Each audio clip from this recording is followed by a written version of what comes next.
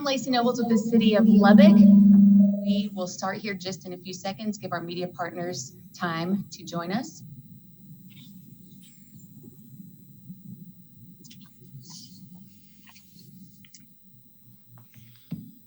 Hello, and thank you for joining us this evening. The Lubbock City Council adjourned just a little bit ago and voted on the recommendations given to it by the Lubbock Economic Recovery Task Force.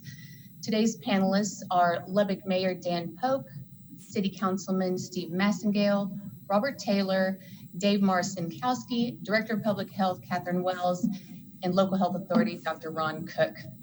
We will have questions from the media after our speakers, and please use the raise your hand feature to ask your questions. And let's start with Lubbock Mayor Dan Pope. Thank you, Lacey. Good afternoon, everyone. I want to make a couple opening comments before I turn it over to our alert task force. Earlier today, we reported another set of very positive numbers as it pertains to COVID-19 in our community. 3 new cases, no deaths, and 26 recovered. That means that we are now at 266 active cases. I want to remind you there's 3 key metrics that we're following. Hospital capacity, it remains very strong. Second is new cases. This marks, I can't remember the number of days now, but it's, I think, the 5th day in a row where we're 5 or fewer cases. And we're now averaging over the last 11 days, I think we're averaging 6 new cases a day. So we've gotten that line going the right direction. And also active cases. Not only have we bent the curve on active cases, but the curve is going the right way, it's going down. Those are the type numbers that we're following. Those are the metrics that we're following as we make decisions about how to take next steps forward for our community. Second, a moment ago, unanimously, our Lubbock City Council adopted our 8th emergency order. It mirrors Governor Abbott's order from yesterday, and it adopts the recommendations, first set of recommendations made by the Lubbock Economic Recovery Task Force. What Mr. Massengale, Mr. Taylor, Mr. Marcinkowski will talk about, our Lubbock Safe initiative. It's important to know that the governor, in some ways, sort of took the keys from us yesterday. He had asked us 6 weeks ago to take the lead and to make sure that our communities were safe. And that's an action that we took, and Lubbock citizens have taken it very seriously. You don't have to look very far around in West Texas to see cities that are not in the same position that we are today, a place where we can safely begin to reopen our business. Now, the alert group had worked literally around the clock for the last week, getting their recommendations together. And there was a few modifications that they've had to do to those. But as you'll see tonight, they're going to challenge Lubbock to be even better, even safer, to try to drive that consumer confidence, which is a big part of business being open. Because opening your doors is one thing. You've got to have clients and customers walk in to do business. So with that preamble, I'll turn it over to Councilman Steve Massengale, who, along with Robert Taylor, chaired the Lubbock Economic Recovery Task Force. Mr. Massengale. Thank you, Mayor, and thank you to the media for attending tonight. This is very, very important to our community. Let me just briefly thank our task force members. There's 21 other people besides myself that have already spent many hours working on this, and many thanks to the leadership of my co-chair, Robert Taylor. He was vital to the work we did today. I believe that Lubbock is different. I believe that we've handled it differently as we look at what we've achieved in our fight against COVID-19, and our recommendations to our community and to our small businesses are something that I believe that we can achieve in fighting the virus. The health and safety of our community is of utmost importance to us all. And while taking steps to slow and prevent the spread of the virus, we also know that our town's economic well-being matters. It's vital to make sure that our families can put food on the table. This is why we are announcing practical, small steps that will allow us to begin a phase of economic recovery in Lubbock. These will give some people the opportunity to begin work again. We want to be clear. This is not a return to our pre-COVID-19 life. All of us need to continue social distancing. This is not the time to throw a party. What we are doing here is careful, measured warming up of our economy while making sure all the precautions we have been working so hard remain in place. It's not time to stop washing your hands. Here's the truth. We're going to do our best to keep the infection rate down, but we need to be realistic that it could go back up. That's why the limited set of businesses that will be starting up again need to follow the detailed and thorough recommendations of the Lubbock Safe program. We will work closely with our health department to monitor the progression of the virus in the community. And if needed, we will make changes to our recommendations if we see a spike in the cases. And we're not going to be signaling that everything's fine until we know for certain that it is. The worst thing we can do is act prematurely, especially when so many people have sacrificed to keep us safe and healthy. If you don't follow the rules for your own health, then do it for the health of our frontline workers, doctors, nurses, paramedics, and EMTs. We're grateful to the governor for the guidance he announced yesterday, and we join in him in urging everyone in Lubbock to continue taking precautions to protect themselves and their loved ones. Finally, we urge all at-risk populations, those that are most vulnerable, the elderly and those with underlying health conditions, to please continue to remain at home, keep themselves safe and healthy. Robert? Okay, thank you, Steve. It was a privilege to serve with such a great group on this committee. We were focused. We had a very diverse committee. We voiced several opinions.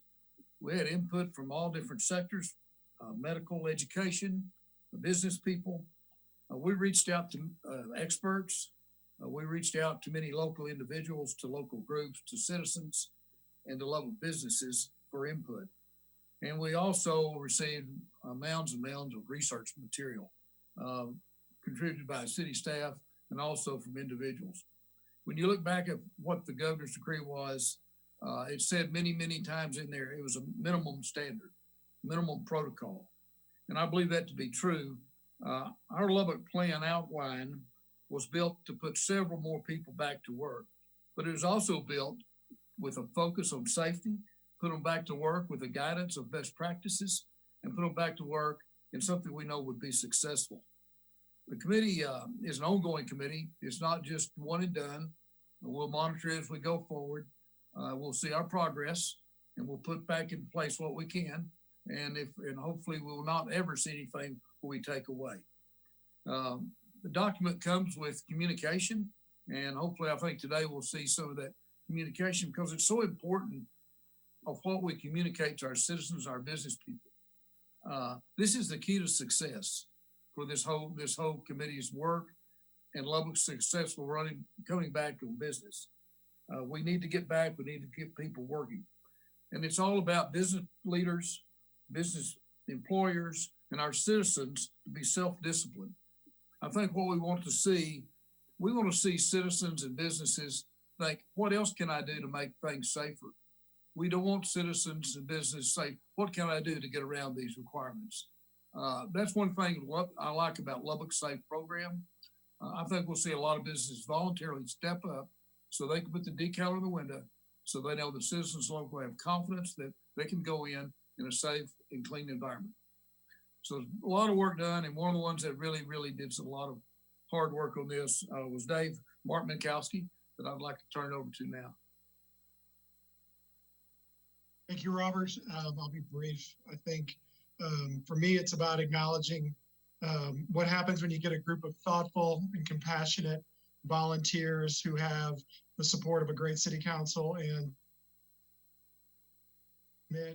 the time necessary to not find, personal gain, but to find what's best for Lubbock.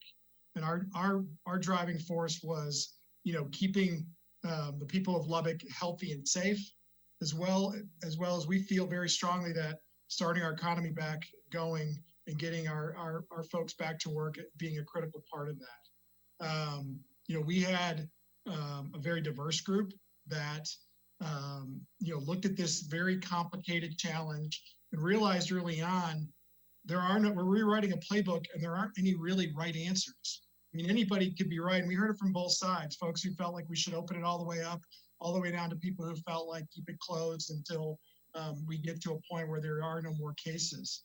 And we had to find common ground. We had to work together. I particularly want to acknowledge our medical committee and what medical and science committee, and what they brought to the table, because there were many times where the business community volunteers and the medical volunteers were on different sides of the coin, but we worked through it constructively and respectfully. And, in all honesty, the governor used the data that he had to make the best decision possible as it relates to Texas.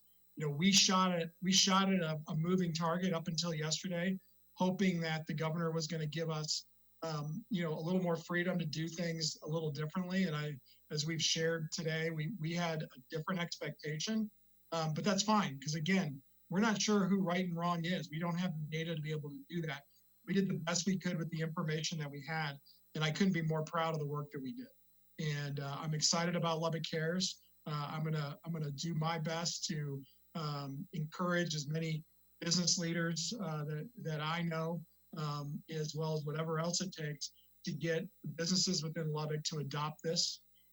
Lubbock Cares, to go online, to self-report, to agree to the guidelines that we set forth so that they can get that placard in their window, so that when I bring my family to their restaurant or to the movie theater or to a grocery store or wherever else, I'm looking for that sign, and I'll know that it's a Lubbock safe business, and I'll be going to do my business there.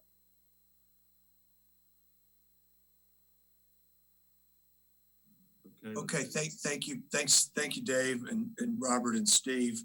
I believe that concludes the comments from the task force. Steve, is that correct? That's correct, Mayor. We're ready for Q&A. Okay, Lacey?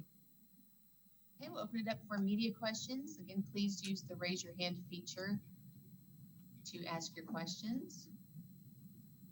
Okay, right now we have Matt Stell from KMAC.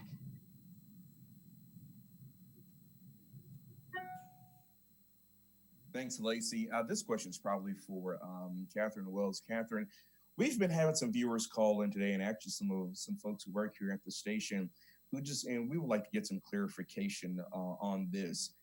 Do all testing centers across the city, do all of them have rapid COVID-19 testing, or is that just limited to the Covenant ran testing centers? I just want to get some clarification on that. Yeah, sure, Matt. The only testing center right now that has that rapid test is through Covenant.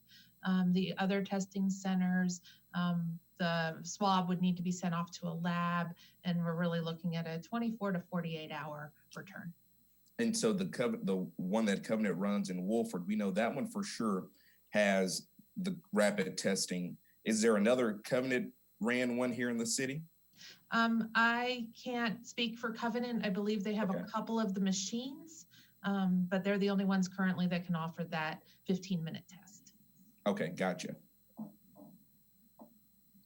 Matt. Okay, now we're going to go to Matt Dotre with the Lubbock Avalanche Journal. Thanks, Lacey. Mr. Massengale and Mr. Taylor, the mayor said that the keys were taken out of y'all's hands. Can you talk a bit about what the recommendations looked like before the governor's orders yesterday? I guess how they look different. Sure, Matt.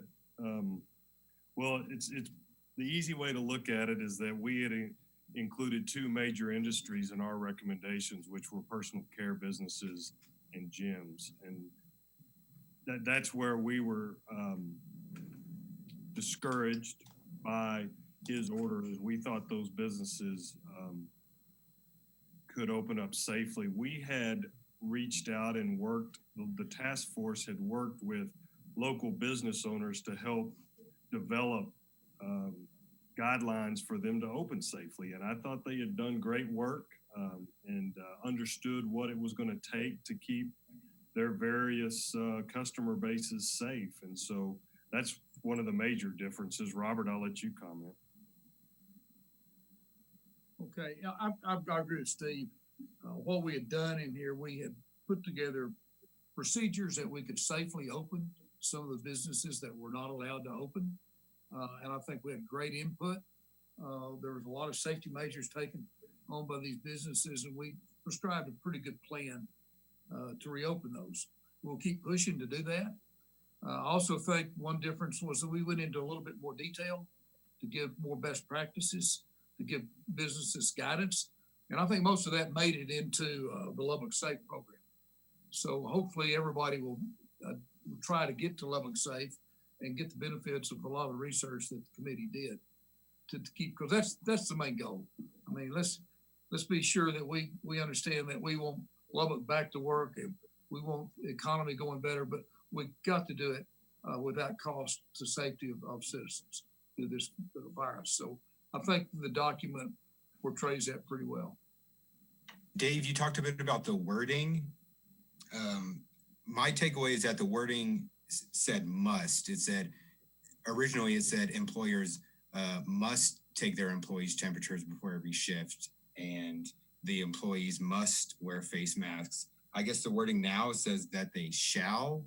Like, can you just kind of talk a bit about how that will be enforced and kind of how customers can expect employees to wear face masks if now it says that they shall?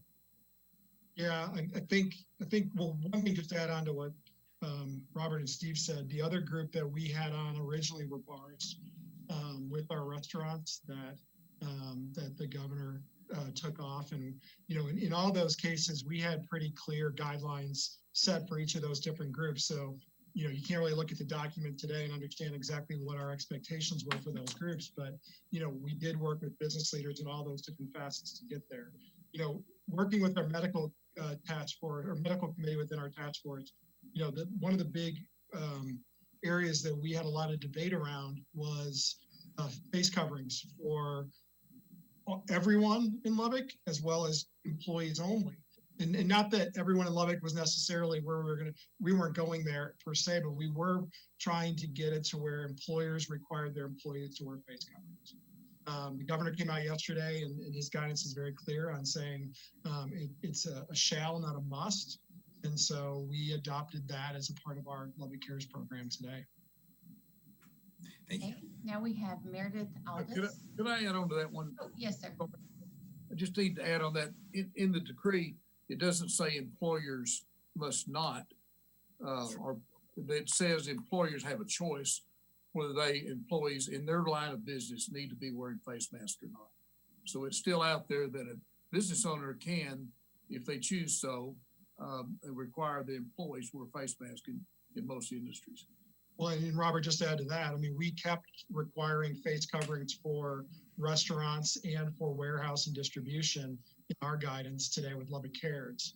But we did make it shall in other areas. Yeah, let me pitch in on that. The governor's order prevented us from being more restrictive, but that's why we converted our program to voluntary, because we believe Lubbock's different. And we believe we continue to fight this. And so there'll be communication behind this program. There'll be PSAs that are being deployed most likely this evening. Our media partners have been great to work with on that. And we've got to continue to spread the word that we've got a fight on our hands. This is not a light switch. And we believe businesses can be a large part of that by volunteering to work with us on the guidelines that we've presented in Lubbock Safe. Okay, we'll go on to Meredith Aldis. Thank you. So how much of the task force medical team's guidance was watered down or left out of the final program, and why? I'll take that one. I don't know that their guidance was watered down. The biggest impact to our guidelines was the governor's order. Our medical science committee did a great job in helping us assess risk as we found a balance between lives and livelihoods with our guidelines.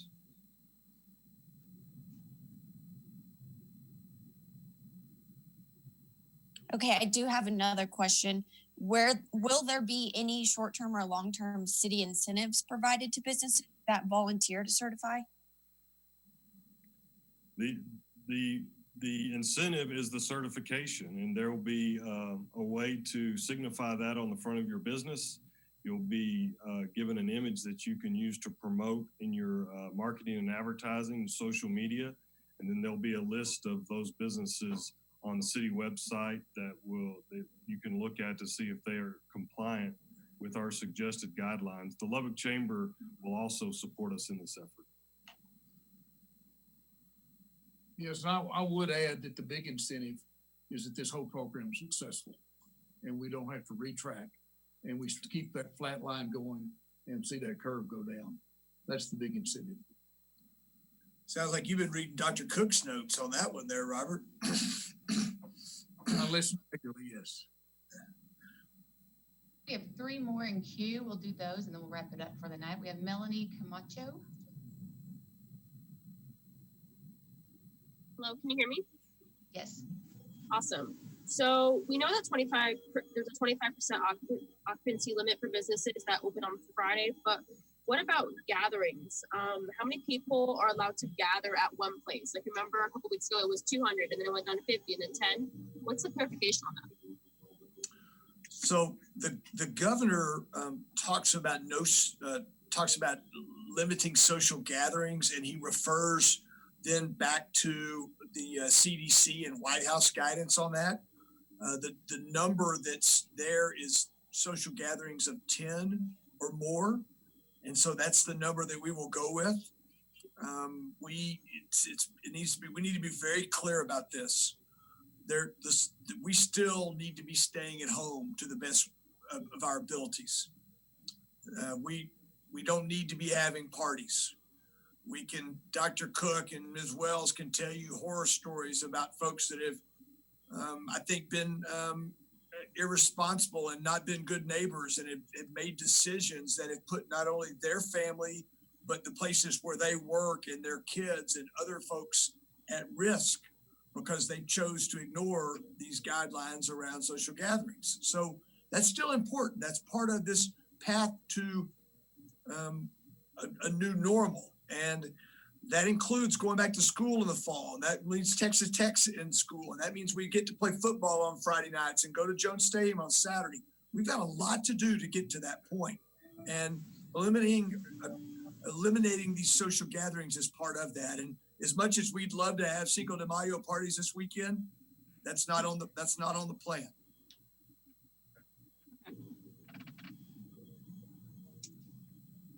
Okay. Next we have Mallory Rosetta.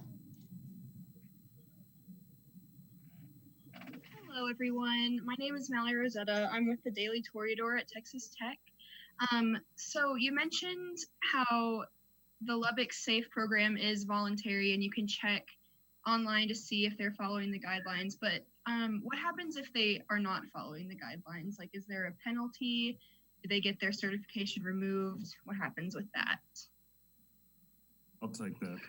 Yeah, they will. And we expect and hope that businesses will do their best, and we believe most of them will.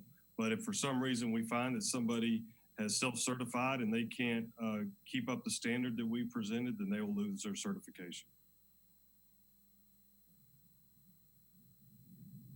Okay. Next we have Olga Guerrero with El Editor.